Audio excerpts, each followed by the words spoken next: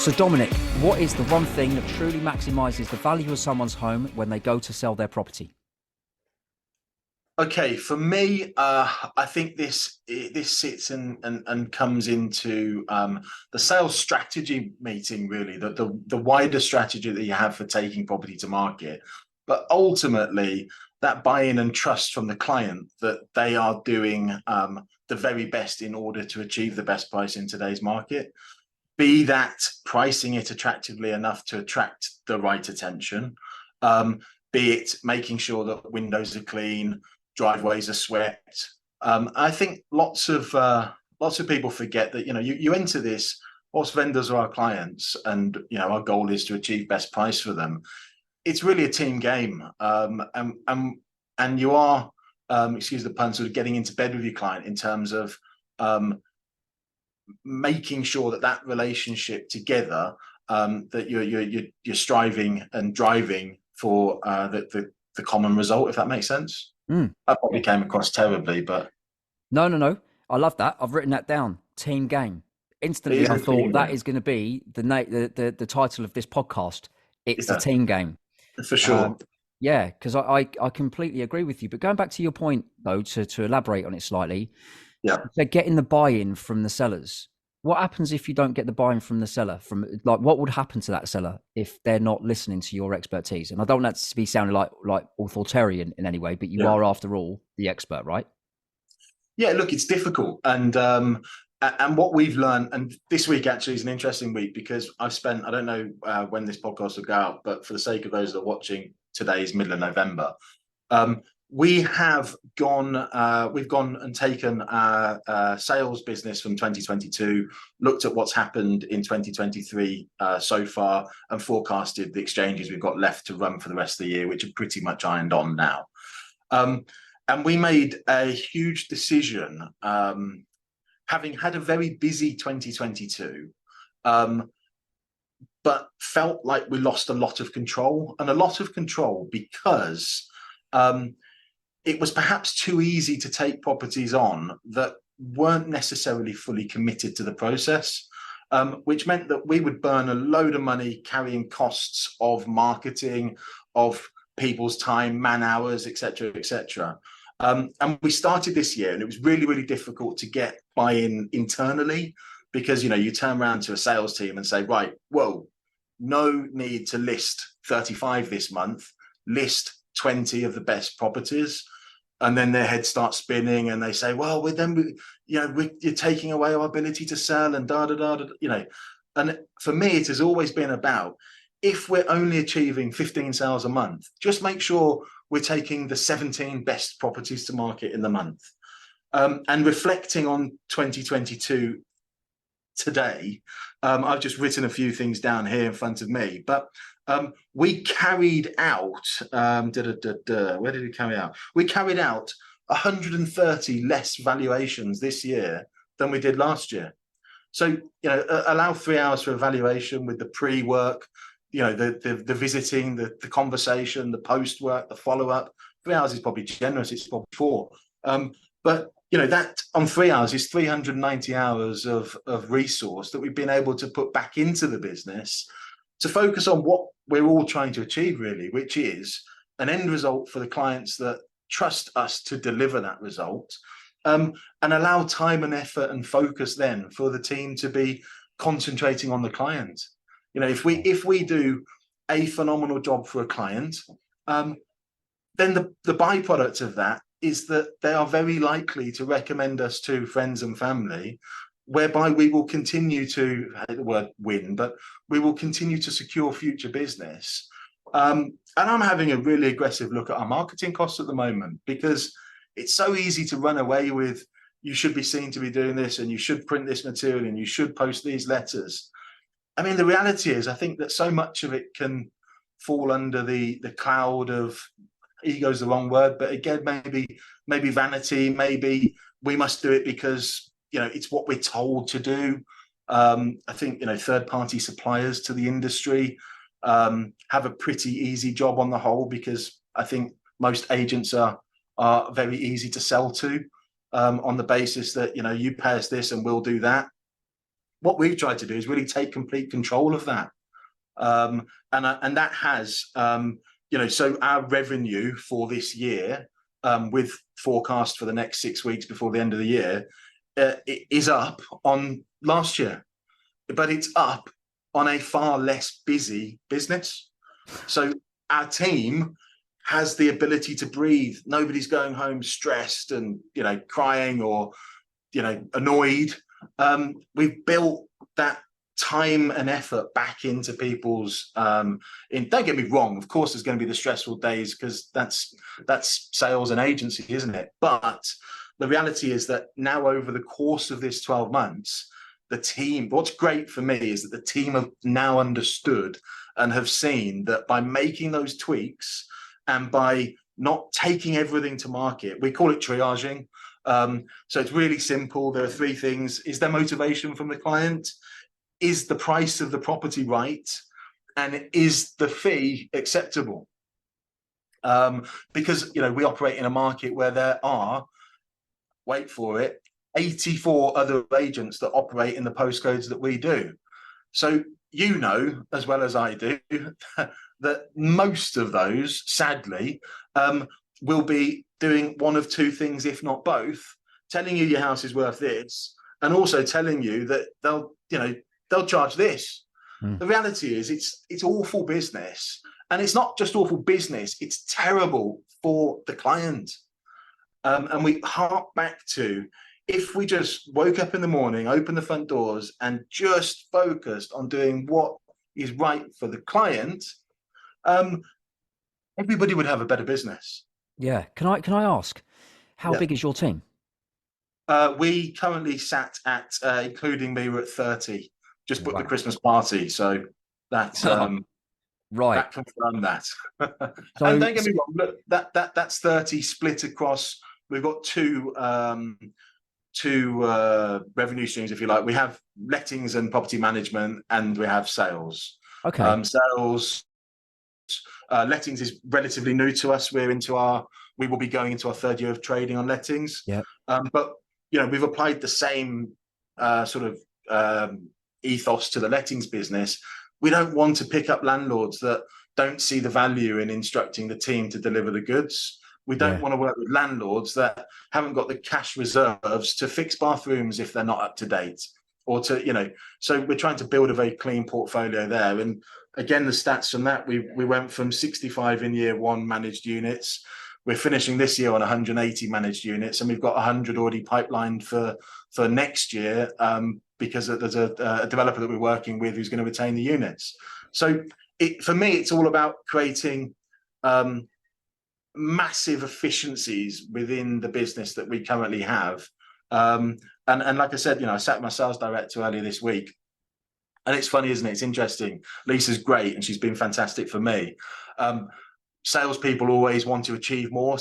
There's always this want and need to better than last year. And we sat down, and she looked a little, not unhappy, but I guess the stats had shown her that we'd done less business. But I'd point her to the next column and say, but look at the revenue.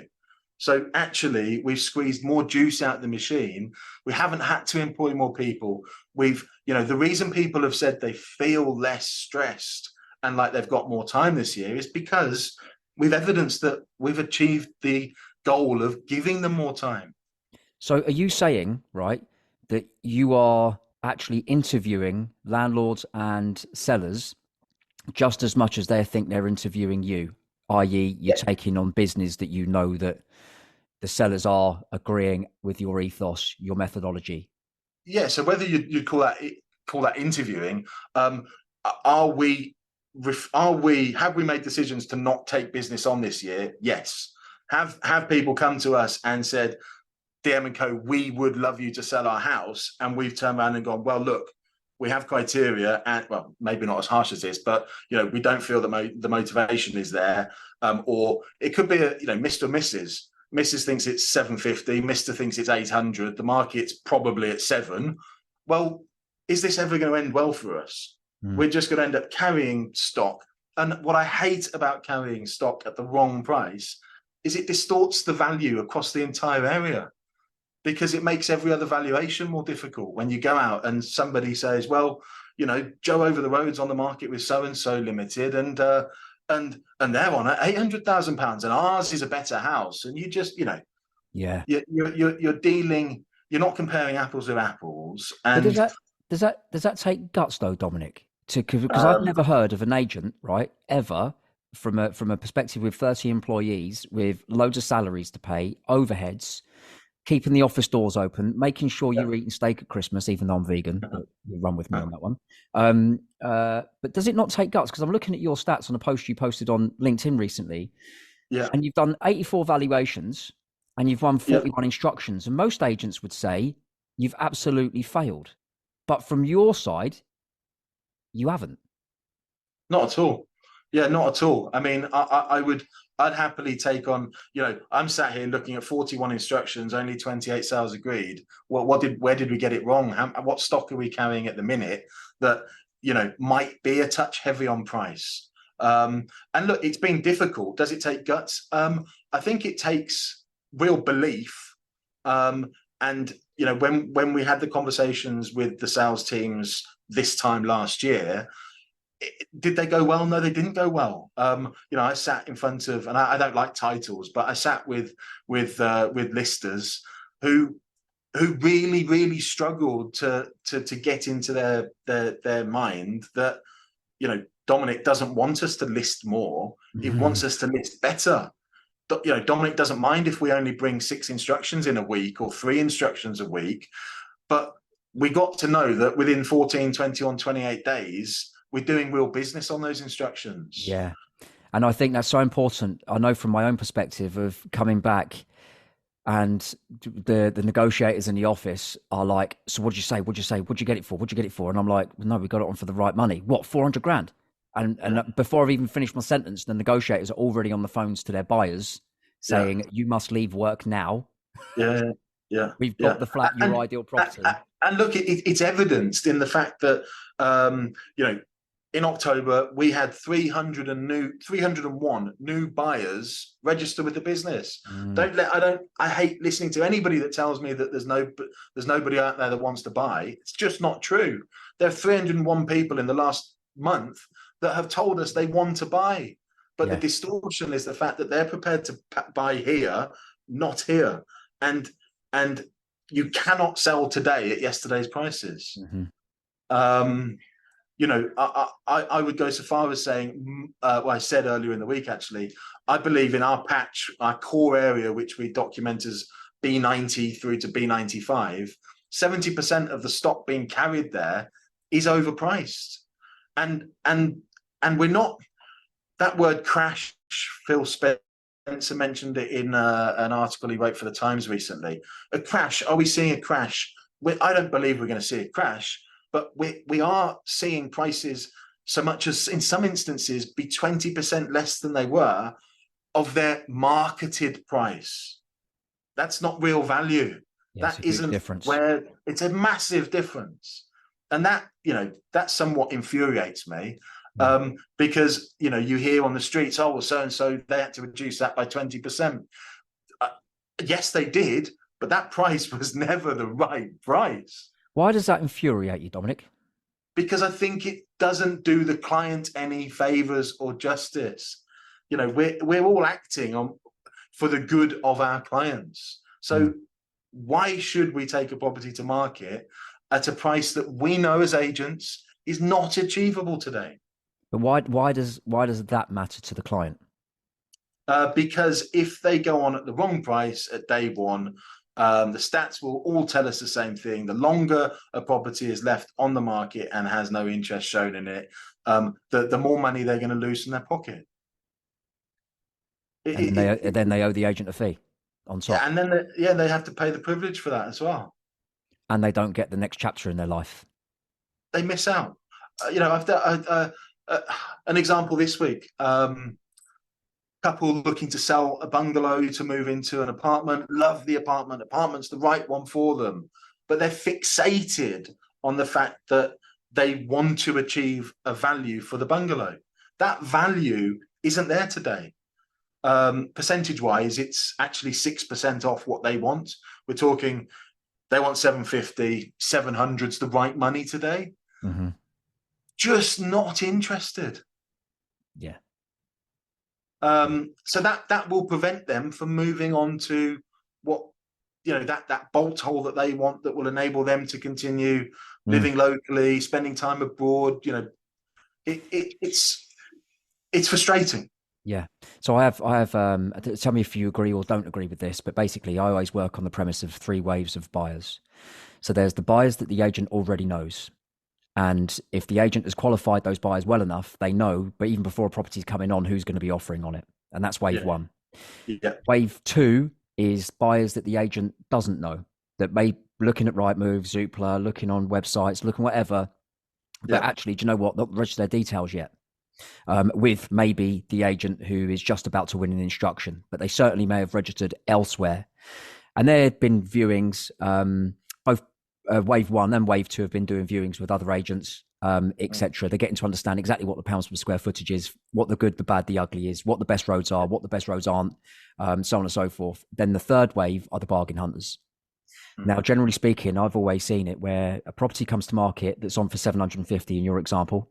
The real money's 700 grand, giving them the seller the actual opportunity, if they market it for 700 grand, to maybe get 705, 702. Yeah, absolutely. Certainly 700, because buyers aren't stupid. Yeah. And you've got the wave 2 now, because it's come to 750 grand on the market. Well, wave 1, they may go and see it, but actually don't trust the seller now. Yeah. Wave 2 aren't even going to register their details. And then wave 3, which are the bargain hunters, are just going to wait and wait and wait. And then it goes below 700 grand on the market. And then they put a cheeky offer in at, say, 670. 675. Yeah. And then the seller owes a fee. Would you agree with that? Yeah, absolutely. Yeah, absolutely. Yeah. And that's what infuriates me. And I think that there are sellers out there that, when I'm definitely speaking to sellers and I'm trying to work out what their motivations are, if their motivations are, well, I need what I need, and if I don't get that, then whatever, then I will happily walk away from that, because I'm like, I can't help you. Nothing I will say will ever impress you at all. And I think, sorry, just to jump in on that, I think that, there's nothing wrong necessarily with people needing an amount, but actually what they're not allowing themselves to do is understand then the relativity. Whatever they may need 700, because we use that example again, they may need 700 or want 700 or want 750, whatever it might be. But the reality is, if there's movement on the other property, or there's a chain of 3 or 4, they're sort of closing the door on all of the opportunities, because they're so fixated on achieving a price that may not be achievable in the market today. Yeah, exactly. And the other thing as well, if they do going back to your what did you say? Motivation, price, and fee. Yeah, totally agree with you. Fee's got to be correct, because if it's not, then you're not going to have motivated negotiators. They're not going to be earning the money that they deserve to be earning, because they're professional with inside your organization. The price, absolutely. But here's the other thing about price. If the price is really competitive and buyers then want that home, they are going to be singing to the tune of your methods and milestones that you need to meet as an agent once that property's under offer. But equally, by the same token, because you've professionally managed and worked with buyers and shown them a massive duty of care, if that sale was to fall out for any reason, you can replace the sale almost instantly with one of the buyers that missed out because they trust you. Versus the other way around of being on for too much money, you're then scrambling around to try and find a buyer. You're now under the market value. That's where the offers are coming in. Massive stress on the seller's behalf, massive stress on the agency's behalf, because they're like, oh my God, I don't know what's going on and I can't sell this property. But if they manage to find a buyer and it falls out of bed, who else is there? And now the property looks stagnant on the market. Yeah. Just a quick one. On that podcast for October 2023, your performance numbers, 84 valuations, 41 instructions, 28 sale agreed. I love the fact, even though I think 28 out of 41 is excellent, right? I love that. But I love the fact that you've said, where are we going wrong? Yeah. That is proper agency. But then you've had offers received 85. Yeah. That is massive. That shows your negotiators know exactly what they're doing, and you as a business know what you're doing. But I just think, for me, I'm looking at that and I'm just, I love your why, and I love what you're doing. Pretty much that is estate agency as it should be done. Well, this is the problem. Like, estate agency has been overcomplicated. We've been in it 10 years. We're in our 10th year of trading. We probably started to take the business seriously 4 years ago. Mm-hmm. And it's not, if it's not broken, don't fix it. It really is such a simple process. And what we've also found with recruitment is that the best people in the business are the people that have had nothing to do with estate agency. Now, they're not, they're personable. They've come out of hospitality. They've come out of airline industry. They've come out of bar work. They've come out of roles in businesses and companies where actually the most important part about that is the communication. How are they coming across? And the important, it's people don't like having difficult conversations. People don't like having to deliver bad news. But actually, what I learned a very long time ago in a previous life, when I used to sell property overseas, and I used to be dealing with FTSE 500 company directors and whatnot. And actually, whilst you're all on different time zones, client, buyer, seller, agent, the willingness to remain completely open, honest, and transparent at all times. We are going to have tough conversations in our relationship. Now, when they come about, we can either have them face to face, or we can have them over the phone. But I promise you, I am here to support you. I will do everything in my power to achieve the result that we're trying to achieve, and I will report back to you transparently, openly, and honestly on everything that we do. Yeah, and that has been difficult to filter through and into the business from the top down. It doesn't, you can't set that out at day one and everybody's doing it on day two. But once teams and people in teams become comfortable delivering bad news, they're always quite amazed at how quickly that bad news turns into good news. Mm-hmm. And once they've just done that once or twice, you then just have a team that are all singing off the same hymn sheet, and they genuinely just want to do the very best for the client. Yeah, exactly. And that means what agency is. Yeah, exactly. And if you can find an agency as a seller, any seller listening to this podcast right now, what Dominic Murphy is saying, I'm telling you, categorically, is what you should be following. This is what good looks like. This is basically open, transparent communication with sellers, with buyers, delivering bad news. And I know that sounds odd to say that, but that is so true. If you've got an agent that's willing to get on the phone and provide or deliver bad news, but equally trying to provide solutions to the bad news, which is clearly what Dominic's guys are doing. Honestly, you are not successful as an agency if you're saying to your agents, do not take on stock that we can't sell, right? Because that is not the business model of most of agency in the UK. Agency, especially England and Wales, is all about winning instructions at any cost, signing silly long contracts, and just basically bashing sellers over the head with price reductions.